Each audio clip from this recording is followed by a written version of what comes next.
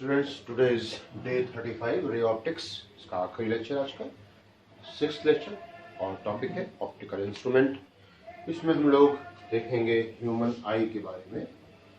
Human आई सबसे बड़ा optical instrument है क्योंकि सारे के सारे ऑप्टिकल इंस्ट्रूमेंट इसी के सहारे ही चलते हैं। It is a natural lens whose focal length can be change. और ये जो ऑब्जेक्ट बहुत दूर है तो हमारी आई जो है रिलैक्स्ड है, पास में आ जाती है तो हमारी आई थोड़ी सी स्ट्रेन होती है लेकिन देख लेती है। इसको एकोमोडेशन पावर ऑफ ह्यूमन आई कहते हैं। और ये जो मिनिमम डिस्टेंस जो होती है जहां तक कि हमारी आई बहुत आसानी से देख पाती है, उससे कम पे जो है आई हमारी स्ट्रेन होना शुरू हो जाती है। That is called as least distance of distinct vision. और ये वैल्यू होती है कैपिटल डी बराबर 25 सेंटीमीटर। यानी कि इससे अगर कम लाएंगे हम ऑब्जेक्ट को रखेंगे तो हमारा इमेज जो हमारी आंखों में बनेगा वो ब्लर बनना शुरू हो जाएगा। जो एंगल बनता है ह्यूमन आई पे किसी ऑब्जेक्ट का, that is called as angle of vision. ये A1 B1 हो गया, ये अल्फा 1 हो गया, ये X1 हो गया। तो अल्फा 1 बराबर A1 B1 अपॉन X1। इस ऑब्जेक्ट वही है, यहाँ पे लेके गए हैं और ये ऐसे रखा है। ये अल्फा 2 है, ये X2 है। अल्फा 2 बराबर हो जाएगा A2 B2 upon X2। Alpha 1 upon alpha 2 करोगे तो पाओगे X2 अपॉन X1, क्योंकि A1 B1 बराबर तो A2 B2 था। ये ऑब्जेक्ट कोई दो थोड़ा नहीं थे, ये तो ऑब्जेक्ट एक ही था। यानी कि एंगल ऑफ विजन जो है वो सिर्फ इस बात पे निर्भर नहीं करता है कि ऑब्जेक्ट का साइज एक्चुअल में क्या है, ये इस बात पे भी निर्भर करता है कि इसको देखा कहाँ से जा रहा है। अगर दूर से देखा जा रहा है तो बनने वाला एंगल कम हो जाएगा और अल्फा का संबंध एक्स के साथ में इनवर्स हो जाएगा।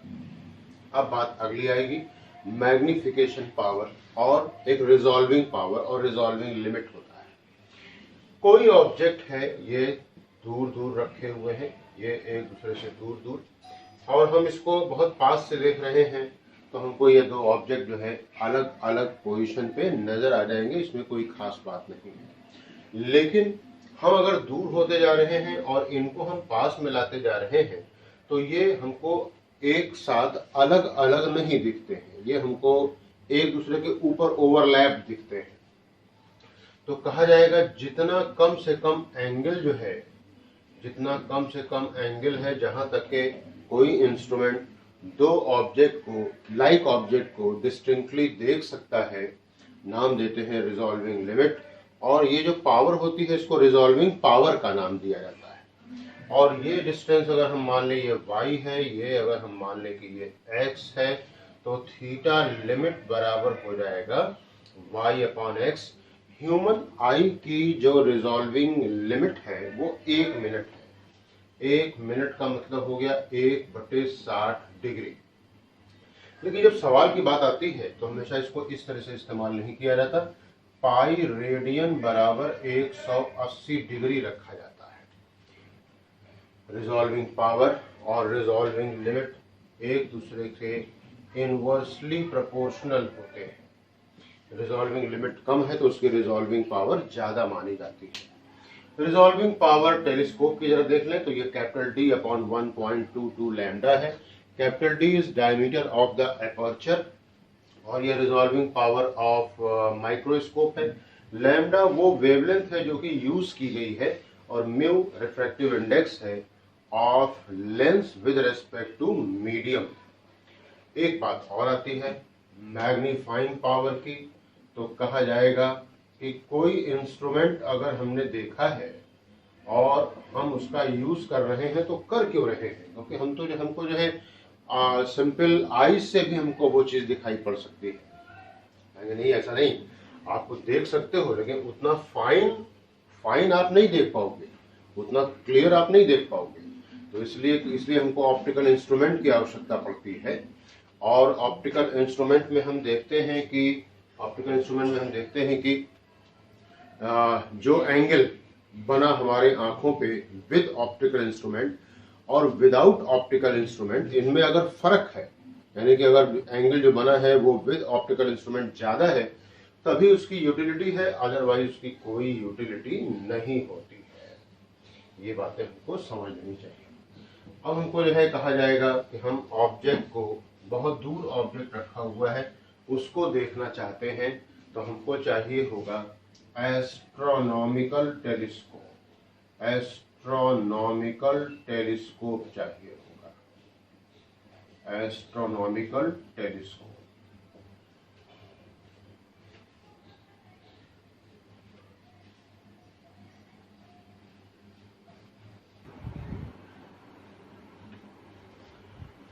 ये स्टूडेंट्स हम लोग देखेंगे एस्ट्रोनॉमिकल टेलीस्कोप।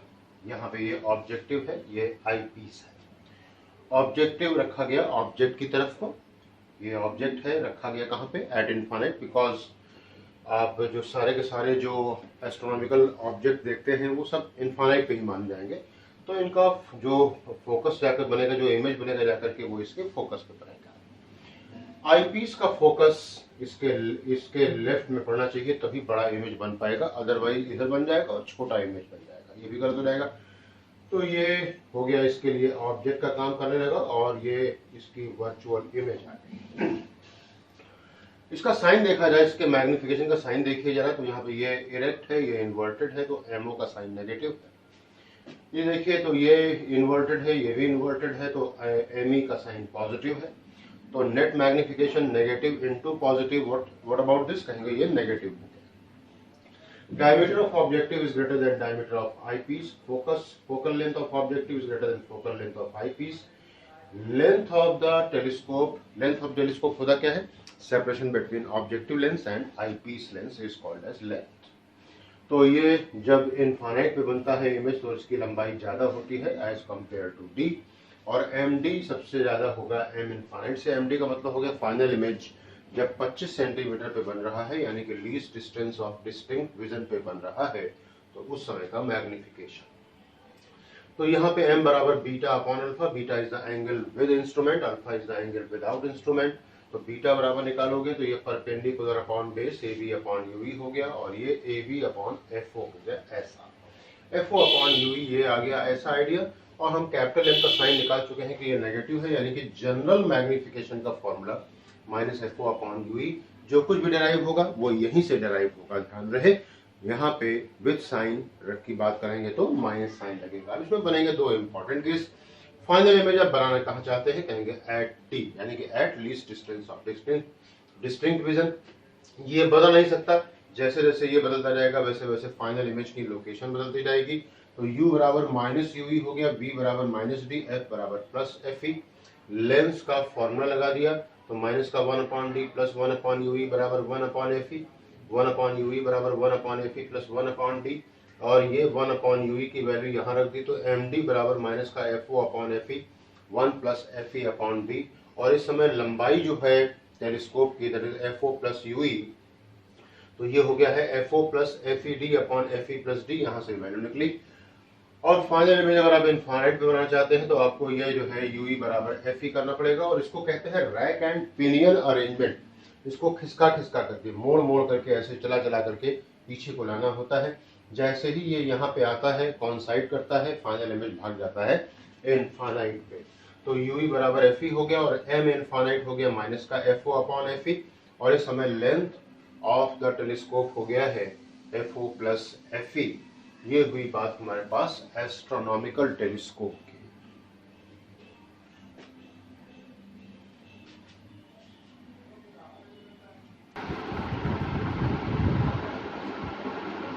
ये है स्टूडेंट्स टेरेस्ट्रियल टेलीस्कोप। टेरेस्ट्रियल का मतलब होता है अर्थ, ये बात मैं आप लोगों को पहले ही बता चुका हूँ। और अब सवाल इस बात का है कि इसकी जरूरत क्यों आन पड़ी। कहेंगे ऐसा है कि एस्ट्रोनॉमिकल टेलीस्कोप में जो फाइनल इमेज बनता है वो इन्वर्टेड होता है। फाइनल इमेज इन्वर्टेड होता है, तो यहाँ पे अर्थली ऑब्जेक्ट को जब हम देखते हैं तो हमको बहुत दिक्कत होती है। ट्री है, सीधा है, उसका फाइनल इमेज ऐसा बनेगा तो हमको बहुत अच्छा नहीं लगेगा। तो इसलिए सिर्फ एस्ट्रोनॉमिकल ऑब्जेक्ट को देखने के लिए ही वो ठीक रहता है। अदरवाइज अगर हमको अर्थली ऑब्जेक्ट देखने हैं तो हम टेरेस्ट्रियल टेलीस्कोप का यहाँ पे इस्तेमाल कर सकते हैं। यहाँ पे जो रिजल्ट्स हैं वो पिछले वाले ही बने हुए हैं, इनमें जो मैं चेंज करूंगा वो मैं आपके सामने चेंज करके दिखाऊंगा यहाँ पे। तो यहाँ पे m बराबर ये बीटा अपॉन अल्फा, इसको ड्राइव करने का प्रयास न करें, ये जो है जैसा था वैसा का वैसे चलने दें। फाइनल इमेज, फाइनल मैग्निफिकेशन देखिए, इसका ऑब्जेक्टिव का नेगेटिव है, इरेक्टिंग आईपीस का नेगेटिव है और ये आईपीस का पॉजिटिव है। मल्टीप्लाई करेंगे तो ये अल्टीमेटली पॉजिटिव आ जाएगा, तो m जनरल जो है वो पॉजिटिव हो गया है। इस तरह से यहाँ पे md ये पॉजिटिव हो जाएगा और ld के मामले में यहाँ पे ये जो इरेक्टिंग आईपीस है वो इस वाले इमेज से 2f डिस्टेंस पे रखा गया है, तो फाइनल इमेज भी 2f डिस्टेंस पे ही जाके बन जा रही है। तो ये 4f हो गया प्लस 4f हो गया। ue बराबर f ही रहेगा, ये प्लस हो जाएगा और यहाँ पे भी ये 4f हो जाएगा। और बाकी के सारी की सारी चीजें मैं आप लोगों को एक बार इमेज, यहाँ पे इमेजिंग डायग्राम बता दें। ऑब्जेक्ट इनफाइनाइट पे है तो यहाँ ये ऑब्जेक्टिव लेंस, तो यहाँ पे इसका फाइनल इमेज बनेगा जो कि एट फोकस होगा। ये इसके लिए ऑब्जेक्ट का काम करेगा और चूंकि इसको 2f पे रखा गया है इसलिए इसका इमेज सेम साइज का बनेगा, अपोजिट साइड में बनेगा, 2f डिस्टेंस पे बनेगा। यहाँ पे इसका फोकस हो गया, यानी कि ये जो बना इमेज वो इसकी फोकल प्लेन में आ गया।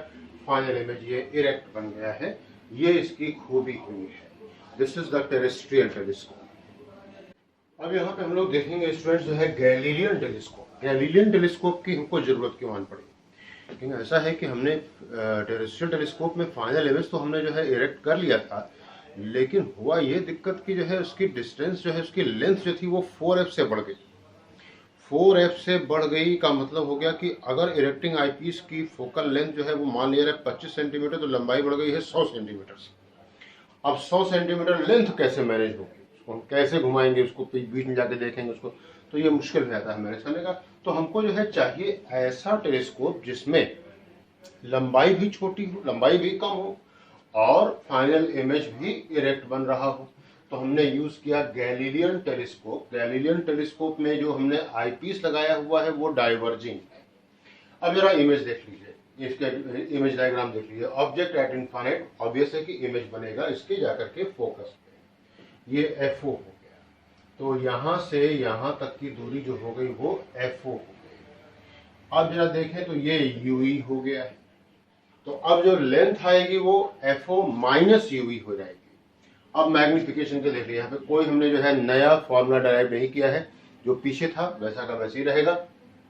MO चेक करिए, नेगेटिव है। ME चेक करिए, ये आपका इन्वर्टेड है, ये इरेक्ट है, तो ये भी नेगेटिव हो गया और अल्टीमेटली ये पॉजिटिव हो गया। आ जाइए फाइनल मैग्निफिकेशन में जो है बिल्कुल वैसा का वैसा ही रहेगा, ये भी ठीक वैसे ही रहेगा। ध्यान रहे कि जब आप गैलीलियन टेलीस्कोप की बात कर रहे हैं तो आपको इसका डाइवर्जिंग आईपीस का फोकल लेंथ जो है वो नेगेटिव रहेगा, ये बात आपको ध्यान रखनी चाहिए। अब LD वाले में जो है चेंज आ जाएगा, LD जो है वो हो जाएगा FO माइनस UE। ये ठीक है, FO ये प्लस का रहेगा ही रहेगा, और ये FO plus FE plus 4F नहीं बल्कि FO माइनस FE हो जाएगा। ये सारी की सारी चीजें जैसी थी वैसी की वैसी ही रहेंगी। ये हमारे पास था about Galilean telescope. This is Galilean telescope.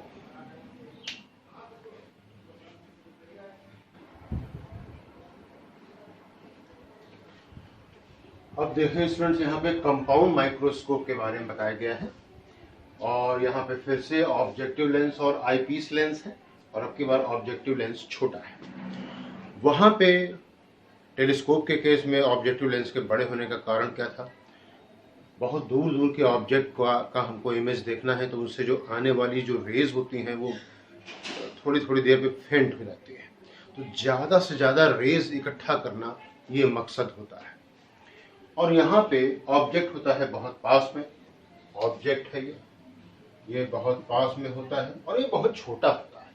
तो इससे हमको ज़्यादा इंटेंस इमेज बनाने के लिए हमको छोटे से लेंस की जरूरत होती है, ताकि जो इमेज बने वो शार्प बने। इसलिए diameter of objective is less than diameter of eyepiece, focal length of objective is less than focal length of eyepiece. सवाल पूछा जाता है कि हमारे पास 20 सेंटीमीटर, 40 सेंटीमीटर, 60 सेंटीमीटर, 80 सेंटीमीटर के 4 लेंस हैं, हमें टेलीस्कोप बनाना है, बताएं कौन कौन सा लेंस आप किसके किसके लिए कहाँ कहाँ पे इस्तेमाल करेंगे। अगर हम टेलीस्कोप बना रहे हैं तो ऑब्जेक्टिव 80 सेंटीमीटर का लेंगे और आई पीस 20 सेंटीमीटर का लेंगे। और अगर हम माइक्रोस्कोप बना रहे हैं तो हम इसका उल्टा कर देंगे। L infinite is greater then L D, यानी कि जब फाइनल इमेज बनेगा इनफाइनाइट पे तो उस समय इन दोनों लेंसेज के बीच का जो सेपरेशन है वो ज़्यादा होगा। और जब फाइनल इमेज बन रहा होगा एट 25 सेंटीमीटर उस समय का मैग्निफिकेशन सबसे ज़्यादा होगा और सबसे कम होगा जबकि फाइनल इमेज होगा इनफाइनाइट। अब आइए हम लोग बात करते हैं यहाँ पे मैग्निफिकेशन की। तो यहाँ पे ये इरेक्ट है, ये इन्वर्टेड है, तो ये साइन नेगेटिव हो गया। ये देखें कि ये आपका इन्वर्टेड है, ये भी इन्वर्टेड है, तो इसका साइन पॉजिटिव हो गया। और final magnification MO into ME, negative into positive, और ये नेगेटिव हो गया है। अब इसका हम यहाँ पे मैग्निफिकेशन का फॉर्मूला निकालने जा रहे हैं। लिखा तो मैंने यहाँ पे बीटा अपॉन अल्फा है, लेकिन आपको ये बात समझ में नहीं आएगी कि ये कैसे यहाँ पे ये वर्किंग कर दी गई है। इस वर्किंग को समझने के लिए आपको थोड़ा सा और ध्यान से देखना होगा कि हम माइक्रोस्कोप से वो चीज़ देख रहे हैं जो कि हम अपनी नेकेड आई से इसको देख सकते हैं। तो हम एक बार उसी ऑब्जेक्ट का फाइनल इमेज हम आई पीस से देखते हैं और एक बार आंखें यहाँ से निकाल करके तब देखते हैं कि इसका इमेज हमारी आंखों पे कितना एंगल जो बन रहा है वो कितना बड़ा बन रहा है। तो कब एंगल जब जो है हमारी आंखों पे बड़ा से बड़ा बनेगा, जब फाइनल इमेज बनेगा 25 सेंटीमीटर पे डी पे। इसलिए अल्फा जो है वो ये AB अपॉन डी है, beta A1 B1 upon UE हो गया, A1 B1 अपॉन AB और D अपॉन UE हो गया। ये देखें जरा, तो ये इमेज है, ये ऑब्जेक्ट है, किसके लिए, ऑब्जेक्टिव के लिए। I अपॉन O बराबर V अपॉन U हमने सुना हुआ है, तो यहाँ पे VO अपॉन UO हो जाएगा, VO अपॉन UO हो जाएगा इंटू क्या D अपॉन UE। ये मैग्निफिकेशन आपका हो गया ऑब्जेक्टिव के लिए, ये मैग्निफिकेशन हो गया आपका आई पीस के लिए। अब यहाँ पे ये जनरल हो गया और फाइनल इमेज जो है ध्यान से देखें तो माइनस साइन है। At capital D final image हमको बनाना है 25 सेंटीमीटर पे, तो U बराबर माइनस UE हो गया, V बराबर माइनस D, F बराबर प्लस FE। लेंस फॉर्मूला लगाएंगे 1 upon V minus 1 upon UE बराबर 1 अपॉन FE। V की जगह पे माइनस का D प्लस 1 अपॉन UE बराबर 1 अपॉन FE। 1 अपॉन UE बराबर 1 upon FE plus 1 upon D, और MD बराबर VO upon UO 1 upon UE की वैल्यू यहाँ रख दीजिए, यानी कि यहाँ पे अगर आप D अपॉन UE निकालें तो ये 1 हो जाएगा प्लस D अपॉन FE हो जाएगा। This is the magnification of microscope when final image is at capital D। Length of the telescope का क्या, सॉरी माइक्रोस्कोप का क्या होगा, यानी यहाँ जो है VO प्लस UE हो जाएगा। VO ये दूरी रही, UE ये दूरी रही, जहाँ पे UE की वैल्यू आप यहाँ पे निकाल चुके हैं, क्या, FED upon FE plus D। Final image अगर हमको बनाना है इनफाइनाइट पे तो हमको जो है इमेज को सेट करना होगा फोकस पे। तो UE बराबर जैसे ही FE आएगा, मैंने बताया था आपको टेलीस्कोप में रैक एंड पिनियन अरेंजमेंट करते हुए हमको जाना होगा। UE बराबर FE यहाँ पे जैसे ही आएगा फाइनल इमेज भाग जाएगा इनफाइनाइट पे, तो माइनस का VO upon UO into D upon FE। इस समय लेंथ ऑफ द माइक्रोस्कोप क्या हो रहा है, यानी VO प्लस FE। एक और महत्वपूर्ण बात, इस यहाँ पे एक लेंस होता है, सिंगल लेंस माइक्रोस्कोप होता है, that is called as simple microscope, जो कि स्पाइस के द्वारा यूज किया जाता है। बहुत सारे जासूसों को देखा गया है वो सिंगल लेंस यूज करते हैं, दैट इज सिंपल माइक्रोस्कोप। यहाँ पे ये सिंपल माइक्रोस्कोप का फॉर्मूला यहीं से ड्राइव होता चला आ रहा है, सिंगल लेंस का माइक्रोस्कोप होता है। ये D अपॉन UE है और ये जनरल फॉर्मूला है।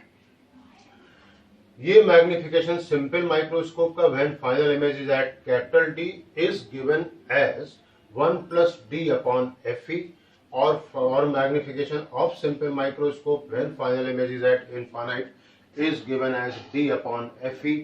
This is all about compound microscope.